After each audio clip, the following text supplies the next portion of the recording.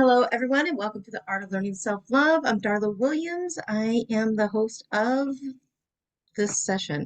Um, Really, what we're talking about today, and just before tapping in and recording, I was talking about the series that we're going through, which is the 90-day course of the Art of Learning Self-Love. And today's video is about day 3. Our day 3 in the Art of Learning Self-Love is about love and respect. So our affirmation, if you guys got a pen and a paper, if you need it, go ahead. Um, Affirmations are really important. I'm in mine right now, so I have a little bit of my notes and stuff. Um,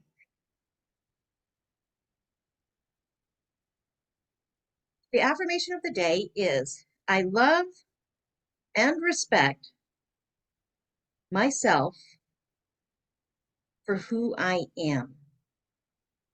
Now, this is one of those affirmations for me that I used a lot. I love and respect myself for who I am. There's a lot of times in our life when we finally come to that place where we break and we want to fix everything, when we want to get to that point, we're ready to actually step into our growth and development. One of the first things that we have to acknowledge is we got to love and respect ourselves for who we are. And what is it, when that doesn't mean who you're going to become. It doesn't mean who you used to be before the pain, but it means who you are in this present moment. You might not be all that you want to be, but you still need to love yourself right where you're at. One of the things we fail to do as individuals is we fail to take care of our needs first.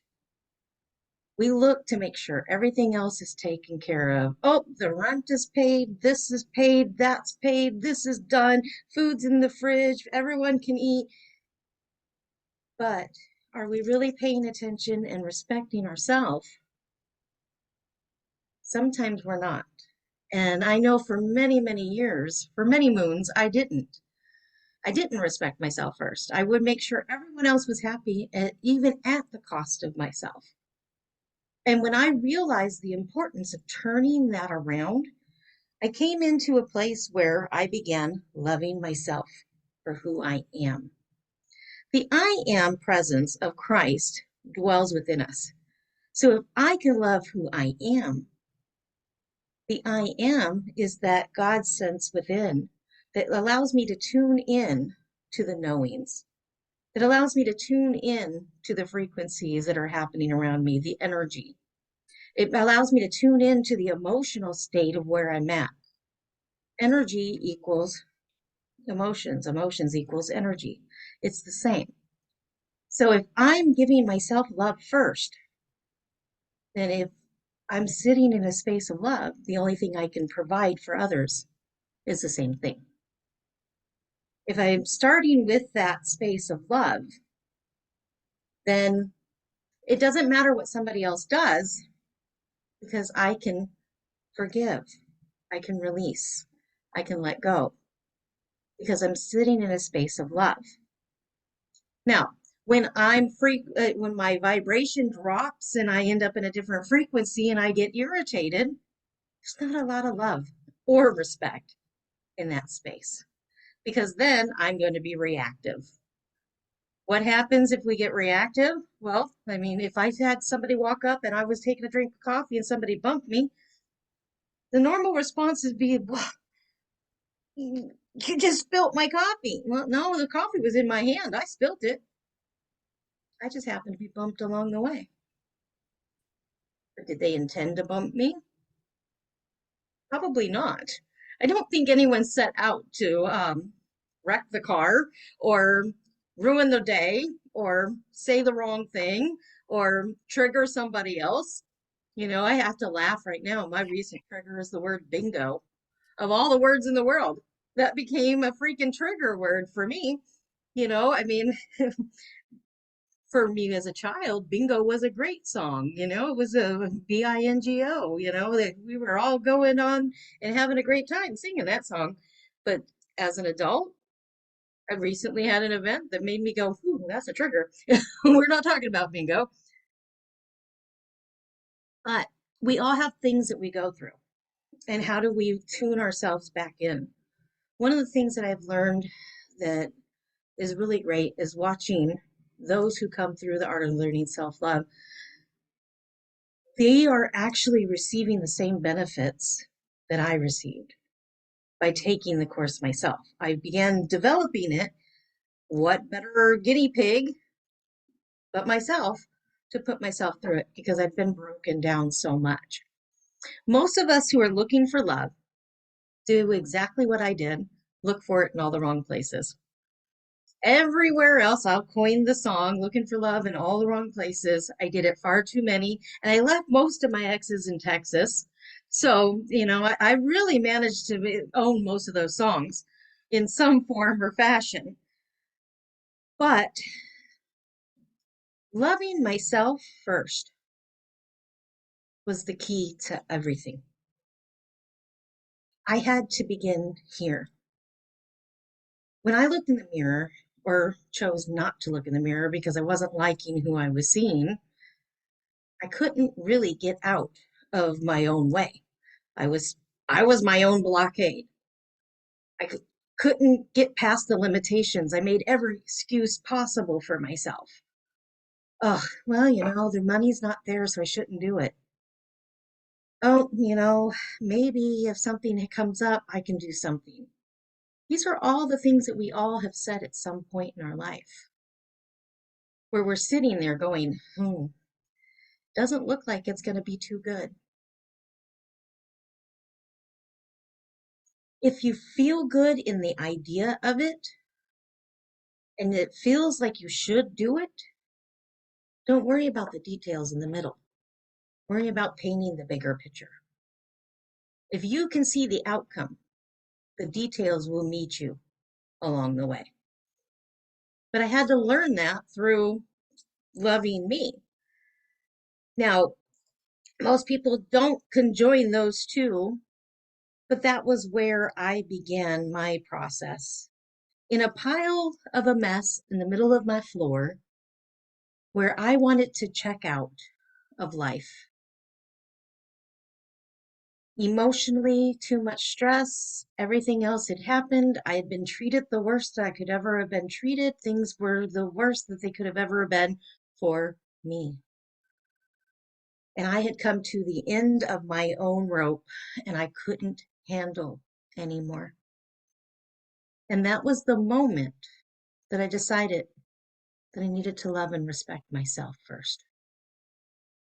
Because nothing else was working, no matter how much I invested in everything else around me. It wasn't changing the dynamics. No amount of how much I could give, no matter how much I offered, no matter how much I didn't matter. But it was because I wasn't giving it to me first. So I was literally pouring from an empty cup for most of my life. And I know that most of us can honestly say that that is what most of us do. The assignment for day 3, if you want to jot it down, is write out how you can begin loving yourself more. How can you begin loving yourself more? Or how can I begin loving myself more? What do you know that you can do daily to show yourself more love and respect? So we'll go back to when I began. When I began doing this, what I was doing was reading my affirmations in front of the mirror. At the very beginning, that's all I was doing. I was coming in and I was like, oh, my big thing is I'm going to write out my affirmation and I'm going to stick it on the mirror and I'm going to go and look at that mirror until I learn how to believe it. Because I didn't. I didn't believe it. It took practice. It took repetition. It took reciting it over and over and over until finally a light within ignited. It took, for me, with doing the art of learning self-love, I did it 3 times. So 3 different quarters of a year. So almost a full year, because 90 days is 3 months. So for consecutively, for 3 quarters out of a year, I kept redoing this, taking myself to another level, and another level. And I stayed consistent with it every day. I'm going to do this. I'm going to do this. I'm going to do this. I'm going to create the board. I'm going to write out what I feel. I'm going to write what I say. I'm going to discover who I am to the very core so that when others come into my life and they're not doing the things that they should be doing, and I realize that there's a lot of stuff that they're going through and they have their areas of toxicity, I know how to step back now and say, oh, that's not mine.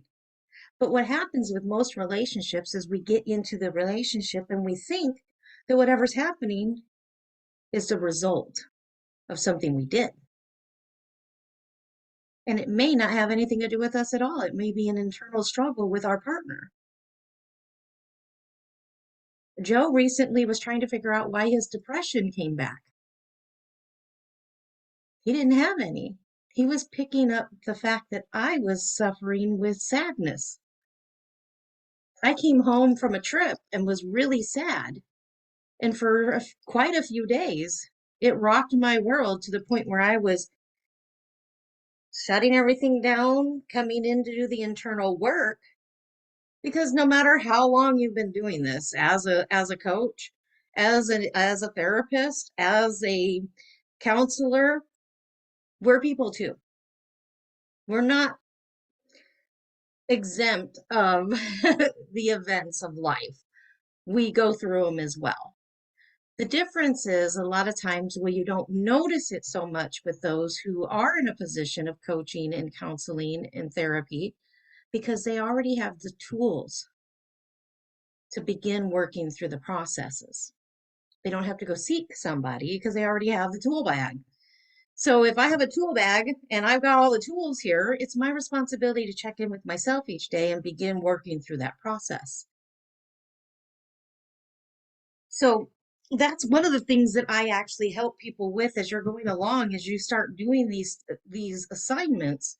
You can set up weekly sessions where we can actually dive in to find the root cause and uproot that.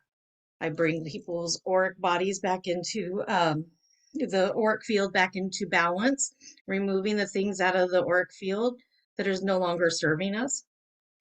I help people to balance their triune bodies. There are so many different modalities that I use along the way because I want for people to really truly get free from whatever the story is, because your story matters. Your personal experience is where everybody is. Each individual set of us, each one of us has a very unique story. And it's very important because it's yours. It's how you saw it. It's how you felt it. It's how things transpired for you. And a lot of times when we go to share that with other people around us, they get offended, they get hurt, they get upset. They automatically have a dialogue that they want to share to you because their story is just as important as your story. And what I like to do is create a space where your story actually is allowed to take place. For you to see the areas that are building you up, or the areas that are you're doing yourself that are tearing you down, to assist in the processes of allowing each individual to begin changing the way they experience it, the way they see it. I was gifted with a great ability to look through the perspectives of many lenses, not one. Most of us have one lens, it's our own perspective. This is how I see life. I put on this lens every day, and this is how I see life. But due to damages that happened early in my years, I had to learn different perspectives. And it wasn't a bad, I mean, now it's not a bad thing. It was then, years ago. It was very difficult. It was uncomfortable, but it taught me that life could be seen from many perspectives. I was listening to Bob Proctor once, and he was talking about in one of his sessions, he was talking about a piece of paper and having whatever on the piece of paper and dropping it in the middle of the paper, in the middle of the table.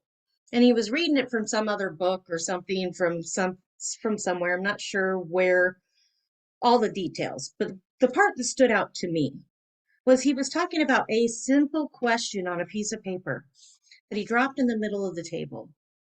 And he needed to find a solution to that. If it wasn't Bob Proctor, it was somebody he was reading about that had done it. And what they had done was they kept coming and looking at that piece of paper. They'd look at it from different angles. They put the table in the middle of the room. They dropped the paper in the middle of it, and they would come and walk around and have different people come and walk around. And they were all looking at the same question, and everyone was going back and journaling and writing down different solutions, different answers. Some people wrote, I don't know, because they didn't know, but we all have different levels of understanding. You don't know what you don't know until you know, and that's okay. So when I heard him talking about that question in the middle of the paper, I don't even know what the question was. Now I wish I did, because that would have been a great topic in itself. But being in that space where you could actually take that question, no matter where you're at, when something comes up and you don't know, one, you don't know because you don't ask. There's never a stupid question, never. If you don't know, you got to ask. So it doesn't matter how silly or insignificant you think the question is, if that's where you're at, you're not silly or insignificant. You're truly right where you need to be. And the best thing you can do is ask. With my recent events, traveling, I had come up against a situation, scammers are out there, things happen, and sometimes money disappears from your account. And it's just part of life. And that's the sad part, but it is part of life. It gives us experiences where I felt very, very lost, alone, scared. I was a female by myself in a large city, just a few people around that I knew, in a space that I grew up in that was really rough. So I had a lot of bad memories. So having a situation and a circumstance, I had to really tune in. And what I did with it is when I realized that there was nothing left, what do I do? What do you do when you're broken? What do you do when you're lost? What do you do when you have nothing? Everyone thinks, oh, I need to go to so and so. I need to go to so and so. You think of your family, you think of your friends, you think of individuals. But when I was sitting in it, I decided instead of running to everyone around me who always comes to me for the answers, I was in that type of space that everyone looks to me. So everyone had the answer. So I had to really tune in and I sat with it. It's just like that question on that piece of paper. Everyone came by and looked at it. Well, I just sat with it and I waited in the silence. And all I heard was, you have not because you ask not. Coming up out of the wells of me, here I'm hearing, you have not because you ask not. So I asked, what does that mean? What do you mean I have not because I ask not? Ask and see what happens. I'm sharing this only because we've all been there. We've all been broken. We've all been financially destitute. We've all had a moment where things didn't turn out the way we thought it should.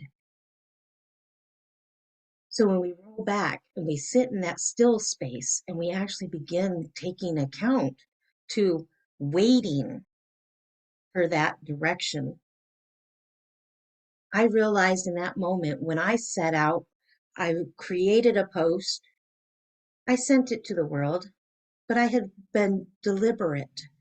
I was mindful. Okay, people need information. They need to know why I'm asking. What's the situation? If I have not because I've asked not, here's the important part. When you invest and give to the world around you every day, giving and gifting is really important. It's what saved me in a moment when I had nothing and I asked a simple question on Facebook. Within 4 hours, I had everything I needed. Now, I'm not going to say that everybody could throw a post out there and get everything they need. It comes with the work behind what you do.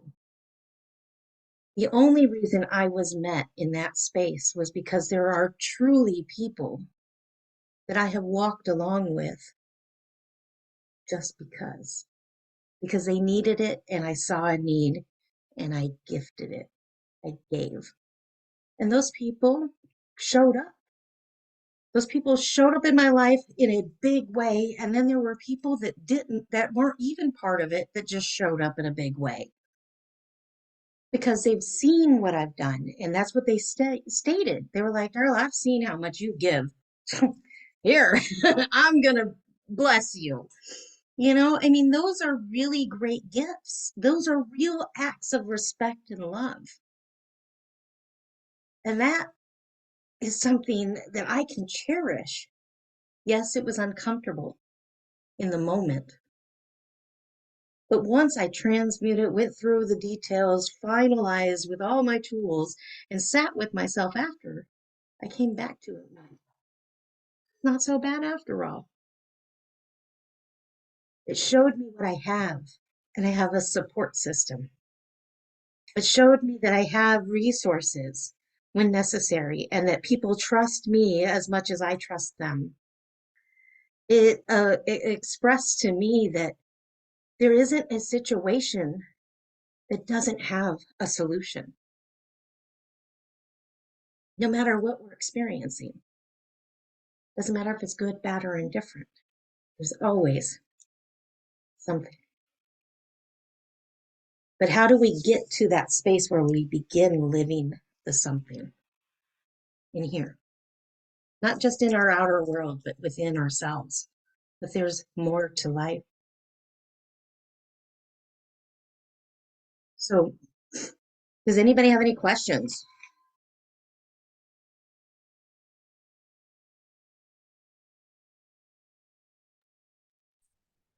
Not a question, but a comment. Um, I've recently undergone a transformation in my relationship where I am much more giving of love in terms of physical touch, massage, hugging, and embracing. And I have found it to cure everything that was frictional in the relationship. And it ended up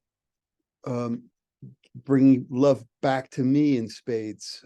It was transformational, and it's only a couple days old, but it's already very, very dramatically improved the way I feel and the way I look at every moment of every day. So I kind of identified with what you were saying, and that, and also the little homework that you were talking about. It's like, what can you do? Well, that's what I've done, and it basically was everything that I needed.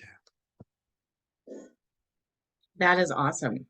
That is really awesome. So, and I love how you brought in the physical touch, because of the five different love languages.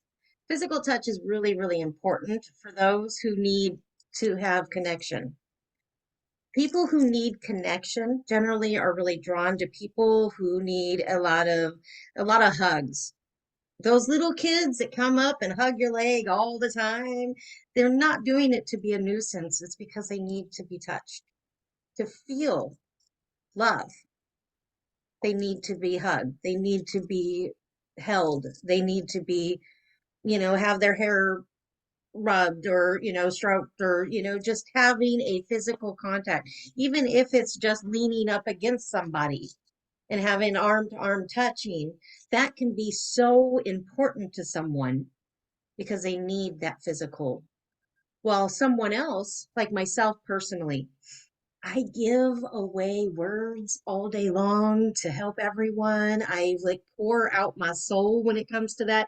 Like my love tank, I fill it up and then I go and dump it all out everywhere. And I'm like, here, take some of this. And that's just who I am. And I can't change that. But what I need is always somebody that comes along and shares with me what they see that I'm doing that's changing things. I need those words that tell me that because I forget that I am beautiful. Why? I don't know, but I do. It's just that part of me that goes. I give it away somewhere. Here, we're going to give all that beauty to this person. They need it today.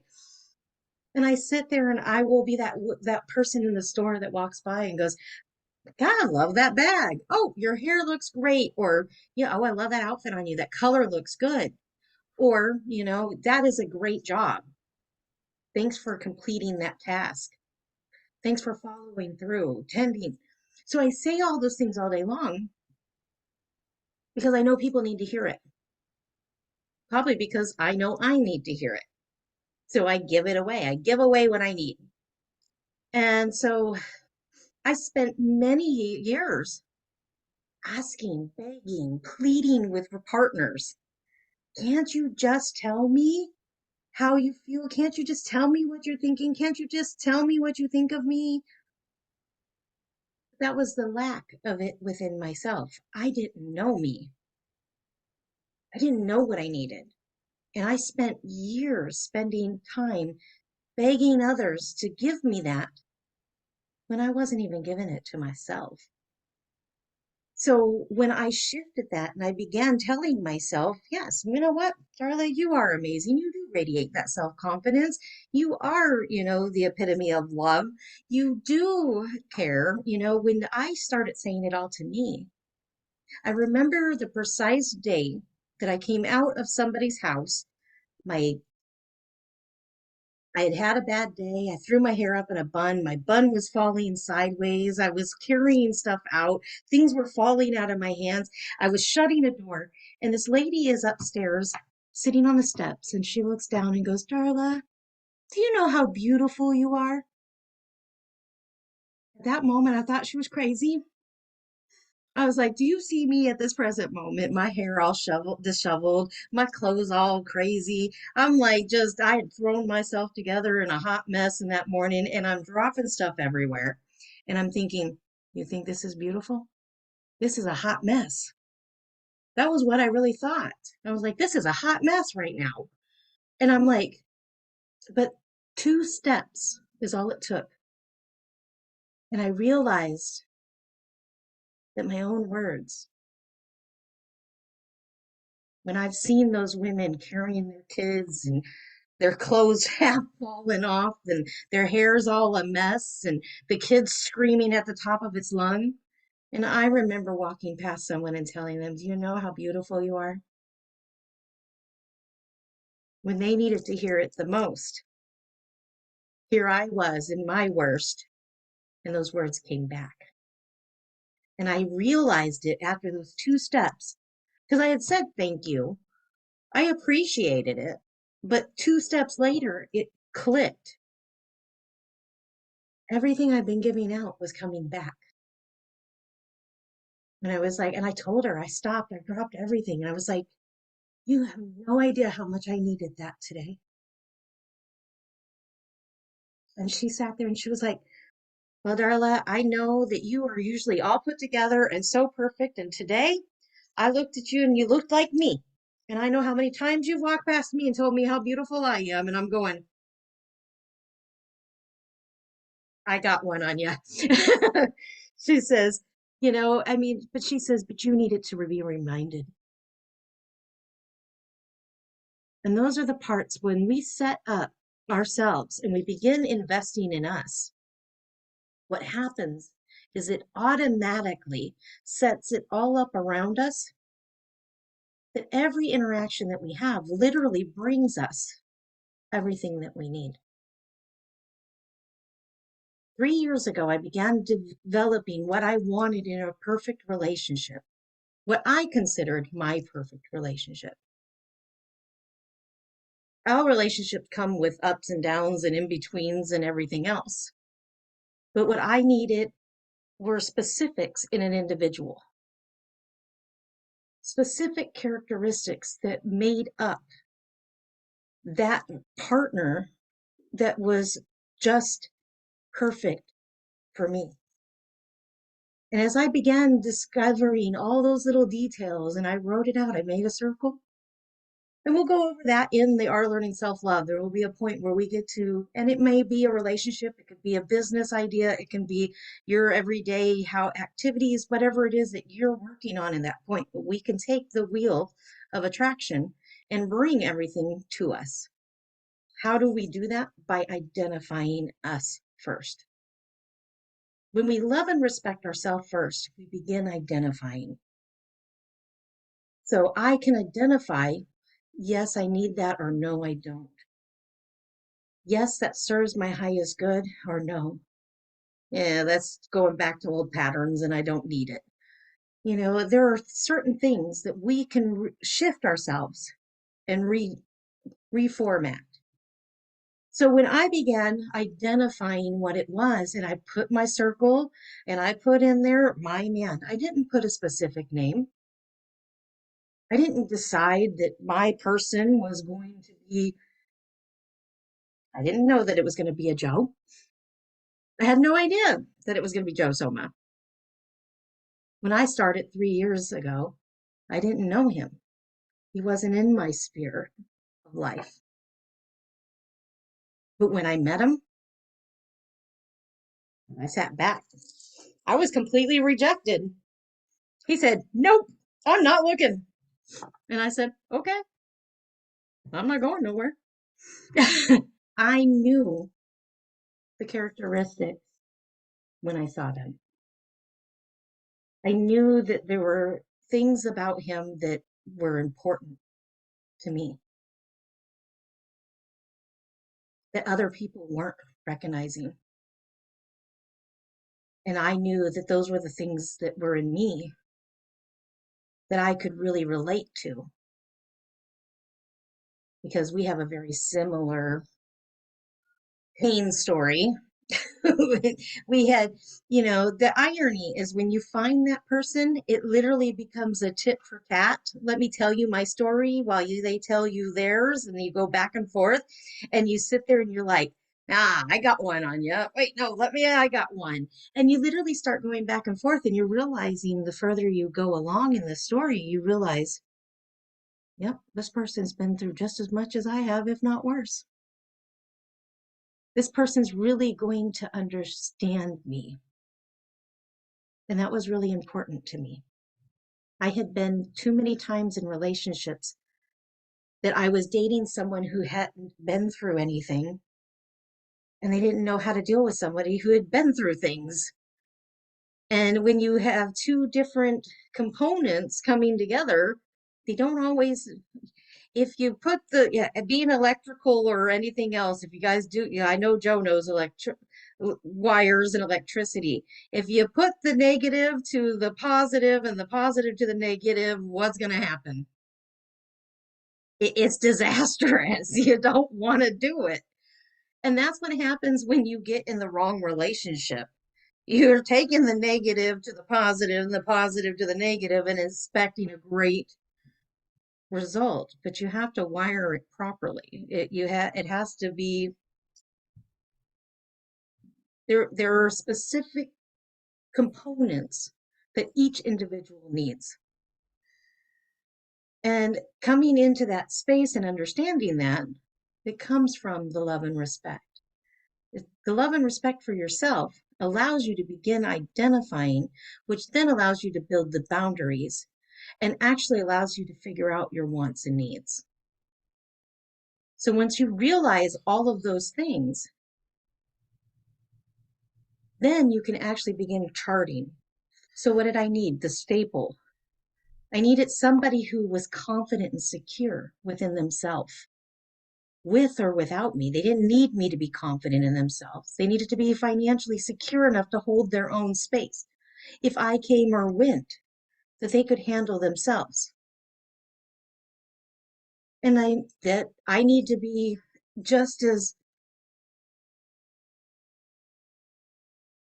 part of that plan and provide as much as I'm being provided for.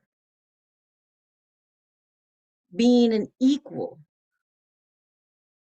to that relation, where some days one will bring all the love while the other one is down and out. While one may have the finances, the others can tend to there's just parts. Joe and I, when I came up here the first time to see him, we were inseparable. It was like I was the very extension of him. And I didn't try. I just showed up and was just being me. And it was, he'd start something and I'd finish it, vice versa. And we still do that. For the most part, we have days where one day what he'll do all of it, another day I might do all of it, but we're still finding those moments where we are the extension. For myself, I needed someone that was secure within themselves. I needed someone who was an adventurous soul that always wants the adventure, to see more of life, to find more connection, to understand that there is a bigger picture to the world than just the inner dynamics of what happens at home or at work or this or that. They needed to see people and see that there needed to be a change in the world. And that was something I needed drastically because everyone else was just like, oh, I'm good. I can drink a beer and everything's fine.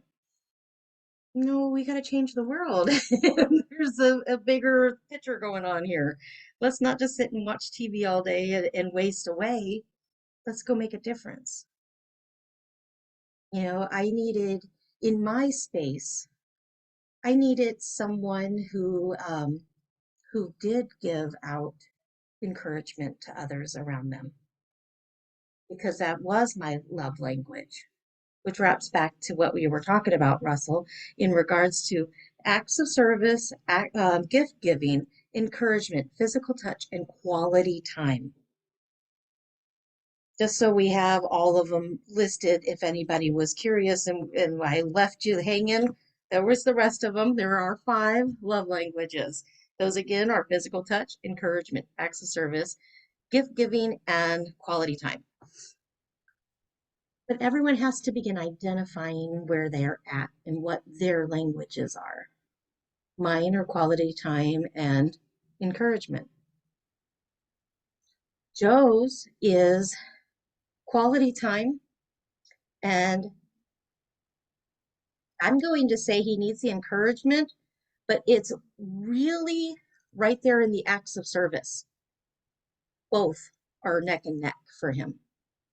He really needs somebody that will come and assist, to be part of. He doesn't like to do it alone. He wants a partner. So for him, that's one of the things that I've found in our relationship that is very important for him. Now, if I'm wrong, please correct me because I do need that direction too.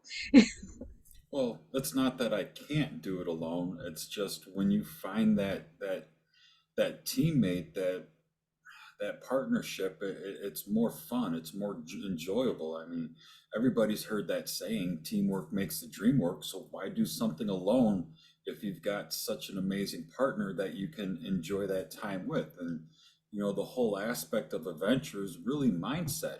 You can have an adventure painting the walls in the living room. You can have an adventure walking down the street.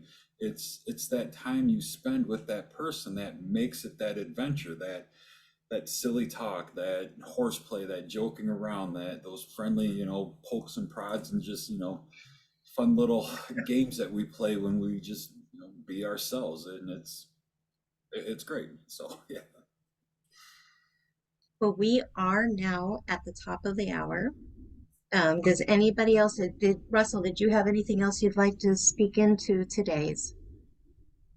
No, I was just going to say, as usual, it's wonderful uh, um, being with you and Joe here today. And um, I love the word comes to mind is acumen. Your personified message and your perspective. It is refreshing. It's like a breath of fresh air, and it's also um, it's touching because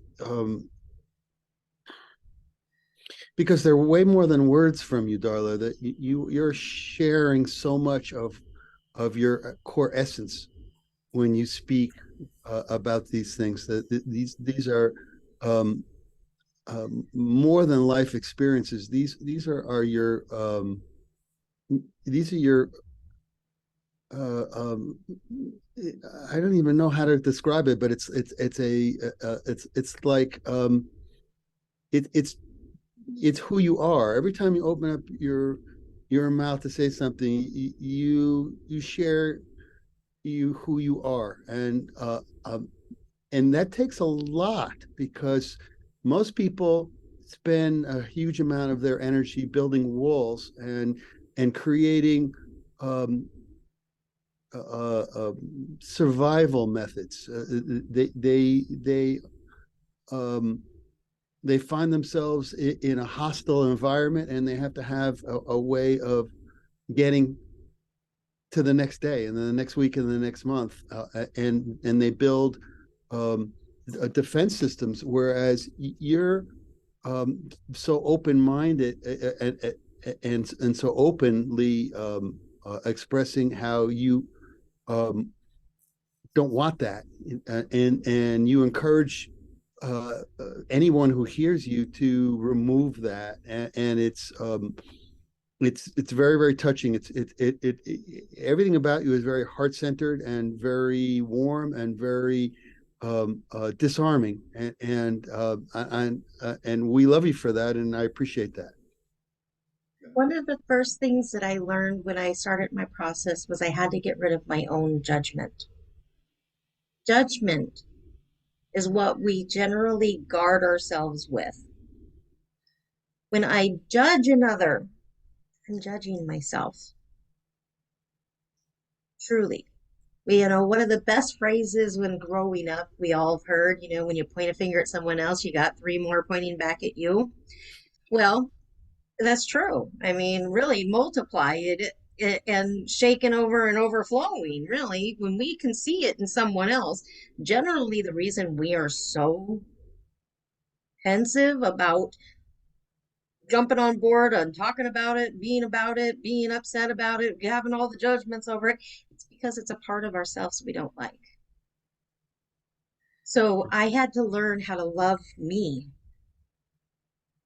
And that was the key. I had to learn to love me. All the inner dynamics of who I was, who I am, and who I'm becoming. Because there are three folds to who you are. Just like we have the Son, the Father, and the Holy Spirit, just like we have the mind, the body, and the soul, our function works as the divine feminine, the divine masculine, and the inner child. They all work as a component together. And when any of our parts of us are imbalanced, if our wounded child is sitting out on a timeline on 10 different spaces because we got hurt 10 different times in life, regardless if they were big or small, they still were hurts and they were painful and we got stuck there. We haven't integrated that back to us and brought that space back to us. We're literally separating ourselves over and over and over. So we got to bring ourselves back into that cleave, into that balance. So before I let everyone go, I do want to bring everyone back to balance. So no matter what's happened in your life, where you're at, what's going on, just a quick, real quick breath work. What we're going to do is we're going to close off the right nostril and breathe in through the left. Hold, exhale through this nostril. Breathe in that nostril. Hold, breathe out. Breathe in both nostrils. Bring it down as deep as you can. Hold. 5, 4, 3, 2, 1. Exhale.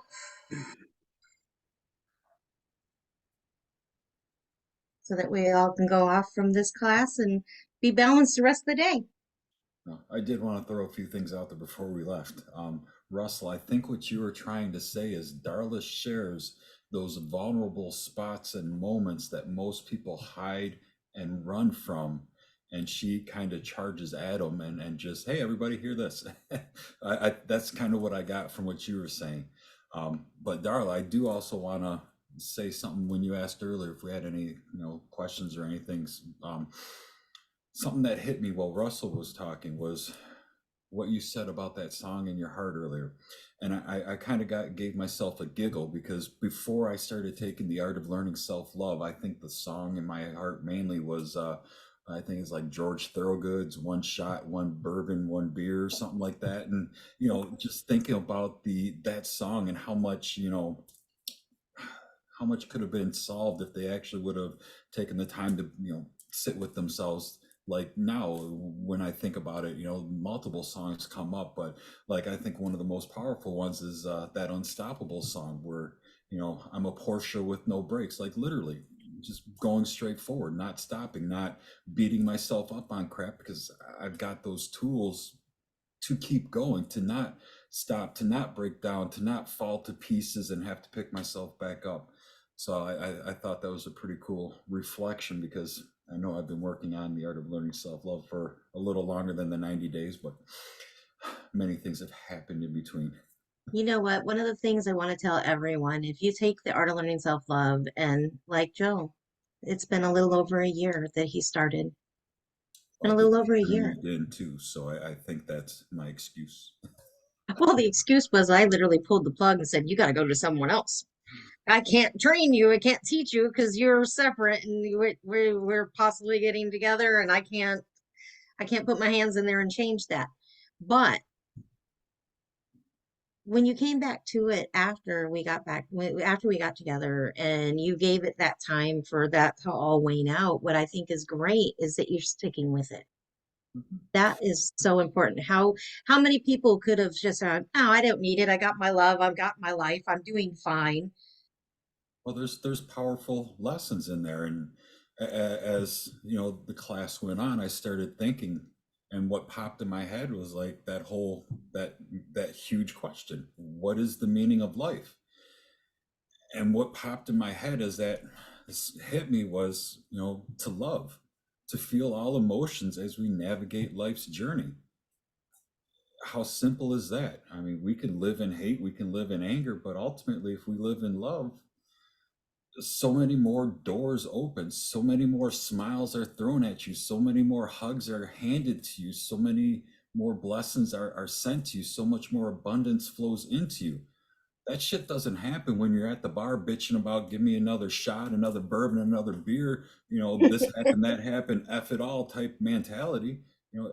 Things happen when you find that inner love, that inner self, and forgive and forget, and well, maybe not forget, but forgive and move forward with that love in your heart, not that hate or anger, and your world will shift. I tell everyone when you're in a position and you have to forgive